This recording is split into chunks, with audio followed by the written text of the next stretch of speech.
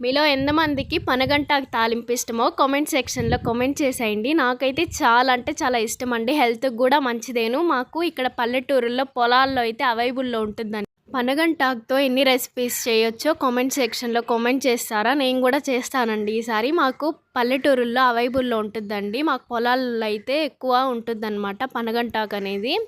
మేము Saturday Monday అయితే non veg తినమన్నమాట. అలాంటప్పుడైతే ఈ తాలింపు అయితే డెఫినెట్గా అయితే ఉంటుందండి మా ఇంట్లో. మీలో ఎంతమందికి ఇష్టమో పనగంటాకు కామెంట్ సెక్షన్లో కామెంట్ చేయండి మర్చిపోకుండా. నాకైతే చాలా అంటే చాలా ఇష్టం అండి. మీరు కూడా ఇలా ట్రై చేయండి. మా ఇంట్లో ప్రతి ఒక్కరికి ఇలా తాలింపు చేస్తే చాలా అంటే చాలా ఇష్టంగా అయితే తింటూ. వంట అనేది మీడియం ఫ్లేమ్లోనే ఉంచుకోవాలి. ఆకు అనేది బాగా మగ్గాలి కాబట్టి నేను ఇక్కడ కందిపప్పు అయితే ఉడకబెట్టుకొని పక్కన పెట్టుకున్నానండి. ఒక 70% ఉడికితే చాలండి, ఎక్కువ కూడా ఉడకకూడదు తాలింపుకి. మీరు కూడా ఇలా ట్రై చేయండి. పనగంటాకు తాలింపు చాలా అంటే చాలా టేస్ట్గా ఉండిందండి. చాలా పర్ఫెక్ట్గా కూడా కుదిరింది.